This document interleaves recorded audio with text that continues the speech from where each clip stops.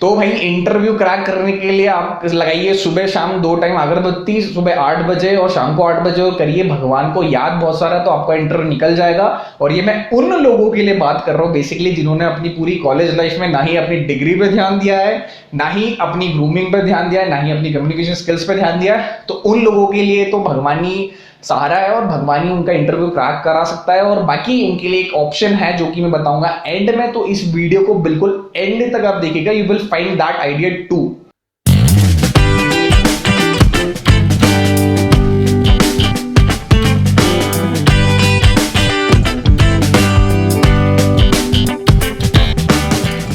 So what is up guys, my name is Yash Boriya, your host. तो जैसा कि आप लोगों ने टाइटल पढ़ ही लिया होगा कि आज का जो टॉपिक है और जो आज का वीडियो है वो किस चीज के ऊपर होने वाला है।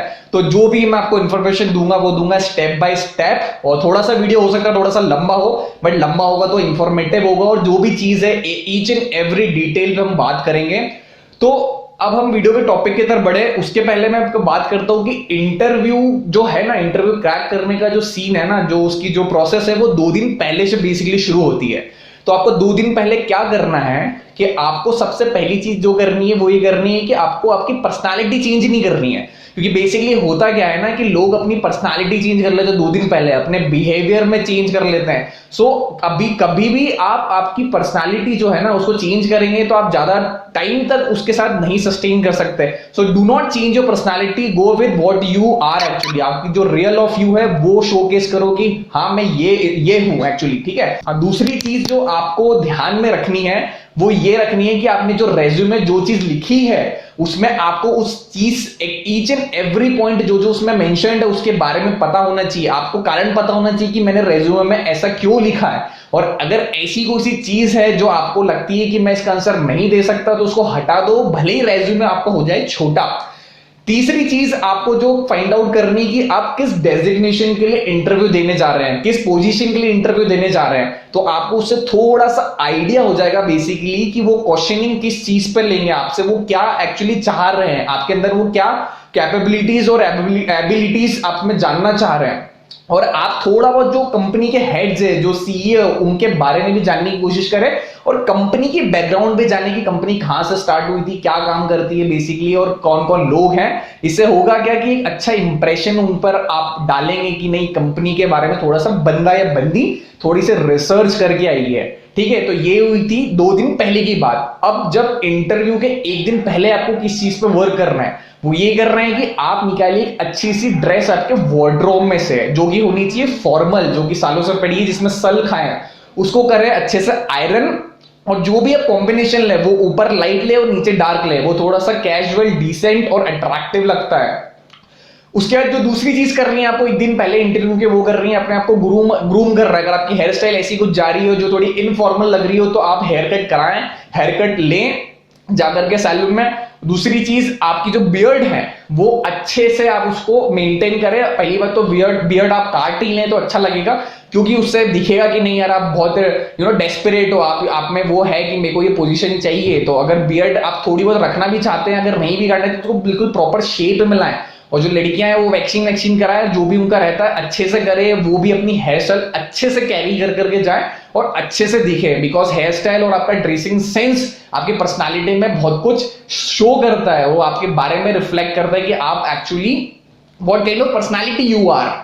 अब जो हमने एक रात पहले जो कपड़े आयरन करके रखे थे उन्हें पहनना है अपने शरीर पर, ठीक है।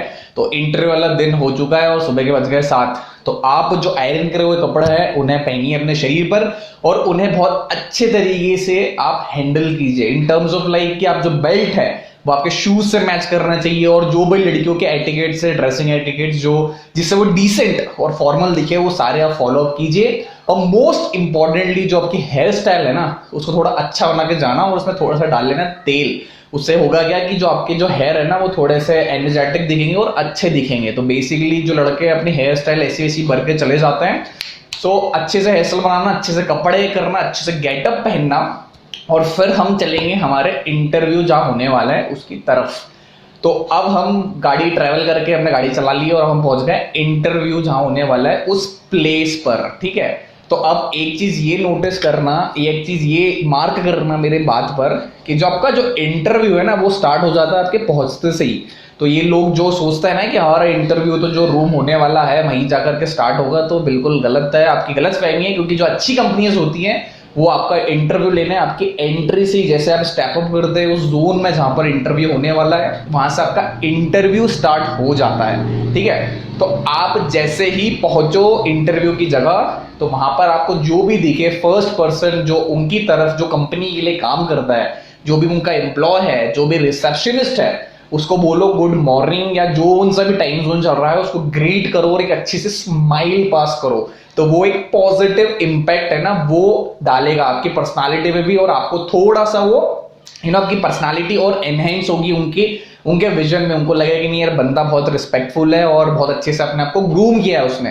तो वहां के जितने भी भली वहां का वो झाड़ू पोछा करने वाला उसको भी गुड मॉर्निंग बोलो। उससे पता चलेगा कि यार आप किसी को उसकी पोजीशन से बिल्कुल भी जज नहीं करते हो। उसके बाद आपने साइन वाइन की, चेकआउट टाइम डाला, आपकी एंट्री होगी रजिस्टर में। उसके बाद आप बढ़ते हो आगे की तरफ, तो आप आगे देखोगे दो टाइप के लोग आपको बेसिकली वहां मिलेंगे। तो जो पहले होते हैं वो लेकर के बैठे होते हैं कुछ नोट्स या कुछ पढ़ रहे होते हैं, तो वो उनके पास बिल्कुल अवॉइड करना बैठने का। ऐसा इसलिए कह रहा हूं मैं क्योंकि वो लोग जो पढ़ रहे होते हैं ना वो ऐसी चीज पढ़ रहे होते हैं जो अपने पूरे कोर्स में नहीं पढ़ी होगी, पूरे कॉलेज लाइफ में नहीं पढ़ी होगी। तो आप वैसे ही नर्वस और हो जाओगे। जो थोड़े बहुत नर्वस है ना, थोड़ा बहुत नर्वसनेस भी बहुत जरूरी है, क्योंकि ओवर कॉन्फिडेंस भी इंसान को ले डूबता है। तो आप और ज्यादा नर्वस हो जाओगे। तो ऐसे लोगों को बैठना जो ऐसा कुछ पढ़ रहे हो जो आपने कभी जिंदगी में ना सुना हो, ना अपने कॉलेज की डिग्री में आपने कहीं देखा हो। ठीक है, उसके बाद दूसरे टाइप के लोग मिलेंगे जो एकदम नर्वस बैठे होंगे और बिल्कुल मतलब सहमे से बैठे होंगे, जो भगवान को याद कर रहे होंगे। तो उन लोगों के पास जाकर के थोड़ा बैठ जाना, क्योंकि वो ऐसी कुछ चीज नहीं कर रहे होंगे जिससे आपको नर्वसनेस हो। ठीक है, उसके बाद आप किसी के पास जाकर बैठो तो उससे पूछो कि मे आई सिट हियर, मैं बैठ सकता हूँ क्या यहाँ पर। क्योंकि होता क्या है ना कि हमारी एक आदत होती है कि हमें सीट रोकने की बहुत आदत होती है। ठीक है, तो हो सकता है उसका कोई दोस्त या दोस्तनी नहीं आई हो और उसके लिए सीट रोक रखी हो, और आप जाकर के बैठ जाओ और वो आपको बोल दे कि भैया जो है ये मेरी सीट है, मैंने रोक रखी है। तो थोड़ा सा वो इंसल्टेड आप फील करोगे। और मैं इसीलिए बोल रहा हूं आप सॉरी, उनको बोलो कि मैं आए, उसके बाद आप बैठो। तो आपके जो बगल में राइट हैंड साइड और जो लेफ्ट हैंड साइड में जो लोग बैठे हैं उनको बोलो hello my name is XYZ और मैं इस कॉलेज से हूँ। इससे ज्यादा कुछ मत बात करो, उनको अपनी कॉलेज लाइफ मत सुनाने लग जाना या कुछ भी ऐसा कुछ मत बात करने लग जाना जिससे जो डेकोरम है उस इंटरव्यू जोन का जहां पे वेटिंग रूम है वो बिगड़े। तो आपकी साइड से ऐसी कुछ मत हरकत करना। और जब बैठो तो ऐसा नहीं कि मोबाइल में लग जाओ, मोबाइल निकाल कर गेम खेल रहे, पबजी खेल रहे हैं, या ऐसी कुछ हरकत मत करना जिससे वो थोड़ा सा इनफॉर्मल साउंड करे या इनफॉर्मल दिखे। क्योंकि जो ऊपर कैमरास लगे होते हैं ना, बेसिकली वो जज कर रहे होते हैं, अंदर जो इंटरव्यू बैठे होते हैं ना वो आपको देख रहे होते हैं कि आप कैसे बिहेव कर रहे हो, आप क्या कर रहे हो, क्या एक्टिविटीज है। तो इसीलिए कहता हूँ इंटरव्यू तो भाई आपका जैसे ही आप कदम रखते हो ना वहीं से शुरू हो जाता है। तो आप अच्छे से बिहेव करो, अच्छे से बैठो जब तक आपका नाम नहीं आता। उसके बाद आपका नाम है वो कॉल किया जाएगा। ठीक है, तो वो बोलेंगे कि who is XYZ for example. तो आपको बोलना है सर आई एम हियर, और आवाज में थोड़ा दम रखना कि सर आई एम हियर, और आवाज में दम मतलब ऐसे चिल्ला के नहीं बोलना है कि सर हाँ मैं इधर बैठा हूँ। It should not be like that, it should be very formal कि yes sir I am here. तो वो बोलेगा कम इन, तो उसको बोलना फॉर श्योर। तो जो भी आपको बोले उसका आंसर करना, उससे होगा क्या कि आप थोड़ा कॉन्फिडेंट दिखोगे। ठीक है, ऐसे उसको गर्दन में बोलना कि हाँ सर आ रहा हूं, या ऐसा कुछ मत बोलना कि अपने को ही सुनाई दे, उसको सुनाई देना चाहिए। ठीक है, उसके बाद जहां इंटरव्यू होता है उस रूम में जाने से पहले अपने आप को थोड़ा सा देख लेना कि सब चीज सेटल है कि नहीं, सही है कि नहीं, अपनी जो टाई वाई कहीं इधर उधर तो नहीं जा रही है, या फिर अपना बेल्ट वेल्ट के बाहर तो नहीं आ रही है शर्ट। ठीक है, उसके बाद अब अंदर घुसो तो इंटरव्यू को एक स्माइल के साथ बोलना सर प्लीज मे आई कम इन। उससे क्या होगा कि आपके एटिट्यूड्स दिखेंगे। ठीक है, ऐसा नहीं कि बस उसने बुलाया और घुस गया जाकर के और बस बोलो हाँ सर अब बताओ क्या बोलना है, क्या पूछना है आपको। तो उसको बोलना सर प्लीज मे आई कम इन, वो यस बोले तो जाकर के बैठ जाना, जाकर के सीधे नहीं बैठना सॉरी, तो आप अंदर चले जाना। उसके बाद आप पूछोगे सर मैं बैठ सकता हूं, क्योंकि जनरली इंटरव्यू कभी नहीं बोलता कि आप आकर के बैठो, क्योंकि वो ये चेक कर रहा होता है कि आप में एटिकेट्स है कि नहीं, आप में मैनर्स है कि नहीं। तो जाकर के बैठने से पहले पूछना स्माइल लेते हुए सर कि मैं बैठ सकता हूं यहाँ पे मैं सिट हियर, अगर वो बोले यस तो फिर जाकर के आराम से बैठना, कुर्सी को आराम से पीछे खींचना, विदाउट घीसना नहीं ऐसे कि भाई जैसे घर में अपन बैठते हैं ना ऐसे घीस करके पीछे खींचे और फिर बैठे एकदम जोर से, तो ऐसा नहीं करना है। तो मैनरफुली जो चेयर है उसको थोड़ा सा पुल बैक करो, उसके बाद उसमें बैठो आराम से। पहले जब तक कंफर्टेबल नहीं हो ना जब तक उसकी आंखों में मत देखना, ठीक है। तो जब तक अपनी बॉडी लैंग्वेज और जब तक आपको नहीं लगे कि हाँ अब मैं कॉन्फिडेंट हूं, मेरी बॉडी लैंग्वेज कॉन्फिडेंट है, जब तक अपने आप का टाइम देना, अपने आप को सेटल होना, अच्छे से उस चेयर में बैठना, उसके बाद इंटरव्यू उसको शुरू करने का मौका देना बेसिकली, ठीक है। उसके बाद वो जनरल क्वेश्चन जो होता है पहला है कि इंट्रोड्यूस योर सेल्फ। तो अब इंट्रोड्यूस योर सेल्फ बोले तो अपनी जो कहानी है ना घर की, कि मेरे मम्मी का नाम यह है, मेरे पापा का नाम यह है और मेरा भाई ये करता है या उसकी जन्म तारीख ये है, तो ये सब मत बोलने लग जाना, क्योंकि आपके पास सिर्फ 1 मिनट है उसको इंप्रेस करने के लिए कि आप उसके उस पोजीशन के लिए मतलब उस पोजीशन के लिए आप उसके लिए हो कि नहीं, मतलब जिस डेजिग्नेशन के लिए आप इंटरव्यू देने जा रहे हो वो 1 मिनट में डिसाइड हो जाएगा कि आपका इंटरव्यू कितना लंबा चलने वाला है और आपको ये पोजीशन या प्लेसमेंट मिल रहा है कि नहीं उस कंपनी में।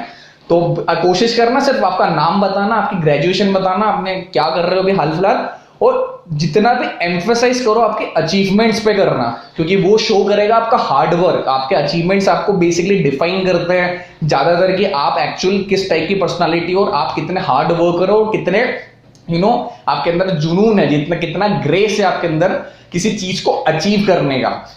उसके बाद कुछ भी वो क्वेश्चन पूछे तो स्ट्रेट टू दी पॉइंट बोलना। स्ट्रेट टू दी पॉइंट ऐसा नहीं कि कुछ क्वेश्चन बोलो उसको घुमा फिरा कर 10 मिनट तक आंसर कर रहे हैं।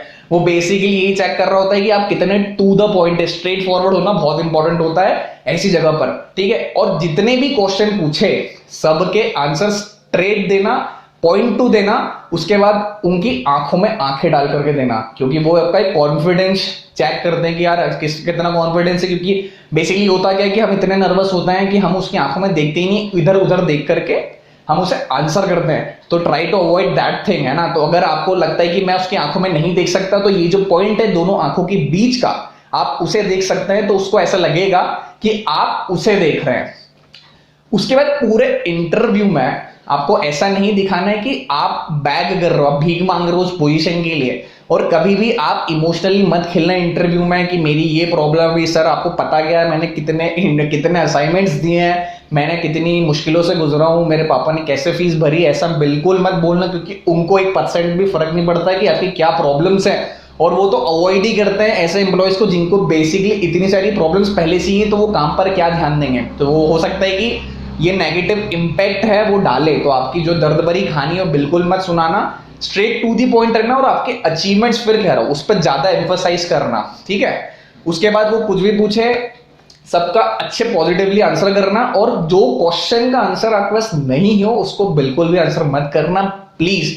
क्योंकि होता क्या है कि वो आपसे कुछ पूछना और कुछ चाह रहा है और आप आंसर और कुछ देते हो, तो बिल्कुल वो आपको हो सकता है कि ये कारण की वजह से भी आपको कंपनी में प्लेसमेंट ना दे, क्योंकि उनको टू दी पॉइंट आंसर ज्यादा इंप्रेस करते हैं। आप घुमा फिरा करके आंसर देंगे और ऐसा आंसर देंगे कि जो उस क्वेश्चन से दूर दूर तक कुछ रिलेशन ही रखता है, तो बिल्कुल अवॉइड करो ये चीज। मैं तो बोलता हूँ नहीं आता तो स्ट्रेट फॉरवर्ड बना कर दो, सर मुझे नहीं आता है। और पूरा इंटरव्यू है ना, 2-3 चीज जो मैंने बताई कि उनके आंखों में डाल करके, उनकी आंखों में आंखें डाल करके बोलो, कॉन्फिडेंटली बोलो, और जो भी बोलो सही बोलो, ठीक है।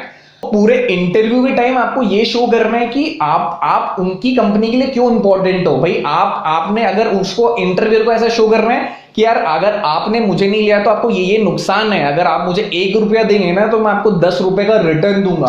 क्योंकि कंपनी एट द एंड अगर किसी चीज को किसी भी एम्प्लॉय को पैसा दे रही है तो इन रिटर्न को चाह रही है। तो उसे भरोसा दिलाइए कि अगर आप मुझ पर विश्वास जताते हैं या आप मुझे प्लेसमेंट देते हैं तो मैं आपको रिटर्न दूंगा, और बल्कि 100 गुना ज्यादा दूंगा। उसके बाद इंटरव्यू खत्म हो तो उनको थैंक यू बोलना विद अ पॉजिटिव स्माइल। और पूरे इंटरव्यू के टाइम अगर वो ऐसा कुछ बोल दे कि जिससे आपको गुस्सा आ जाए, तो वो गुस्सा है ना उसको दबा के रखना अपने शरीर के अंदर ही, वहां मत निकालना, क्योंकि वो बेसिकली आपको प्रोवोक ही कर रहे होते हैं कि आप पेशेंस चेक कर रहे होते हैं आप में कि आप में कितना पेशेंस है एक्चुअली, ठीक है। तो अपना पेशेंस बिल्कुल भी मत खोना। बाहर आके भले ही दीवार पर अपना सिर ठोक लेना या फिर कुछ भी कर लेना, बाकी उस टाइम कुछ भी मत करना।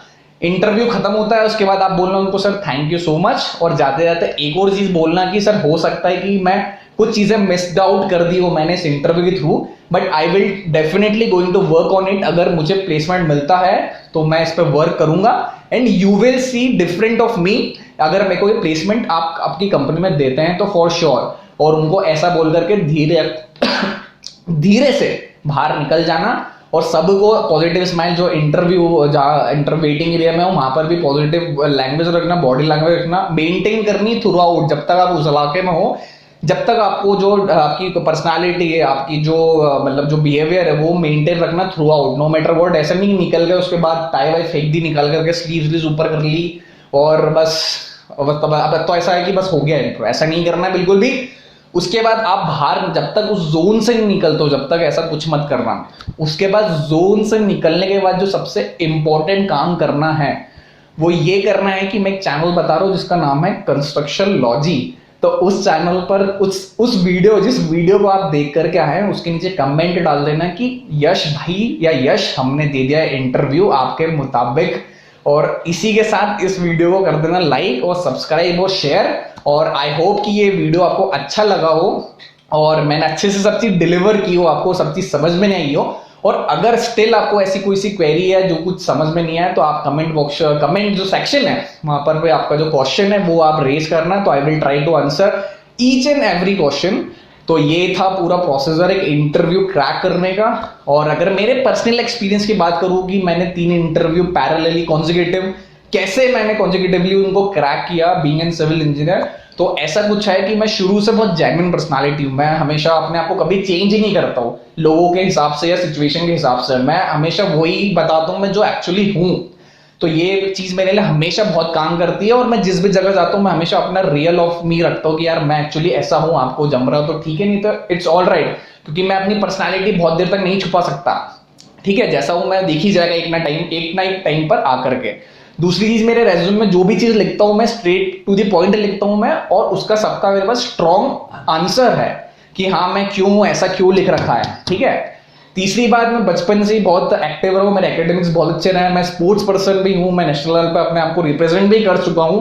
तो मेरे लिए वो बहुत अच्छा प्लस पॉइंट होता है कि मैंने बचपन से बहुत हार्ड वर्क किया और ये लेवल पर मेरे स्कूल को मैंने रिप्रेजेंट किया है, तो उनको लगता है कि नहीं यार बंदे ने बचपन से ही अपने आप को रिप्रेजेंट किया एक अच्छे लेवल पर, तो हमारा भी नाम होगा कहीं ना कहीं, स्कूल का भी नाम होता ही है। तो ये 3-4 चीजें बहुत इंपॉर्टेंट रोल प्ले की मेरे जो तीनों इंटरव्यू उसके टाइम पर। और सबसे एक और इम्पोर्टेंट बात बताऊं तो मेरी कम्युनिकेशन स्किल्स बहुत अच्छी हैं। लाइक मैं नहीं कहता कि बहुत ही अच्छी हैं, हो सकता है कैमरा में भी नहीं दिख रही हो क्योंकि ये 3rd वीडियो है हमारा, बट या I can talk with strangers, मैं लोगों से, अनजान लोगों से बात कर सकता हूँ। और ऐसा नहीं है मेरे साथ कि यार उससे तो मैं कभी मिला ही नहीं तो मैं तो बात ही नहीं करूंगा। तो that is the all things that worked for me.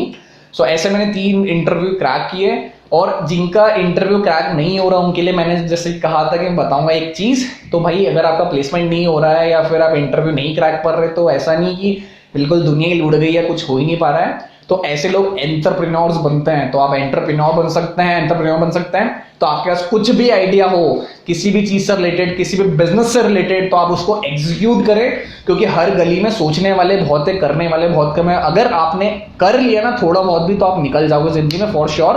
Bat लगाता हूँ, और अगर निकल जाओ तो मेरे को बिल्कुल आकर के बताना कि यश हमने ऐसा कर लिया और हम निकल चुके हैं। ठीक है, तो जो भी आपके पास आइडियाज है उसको एग्जीक्यूट करो, डेफिनेटली वो वर्क करेंगे अगर अच्छी प्लानिंग और प्लॉटिंग से करोगे।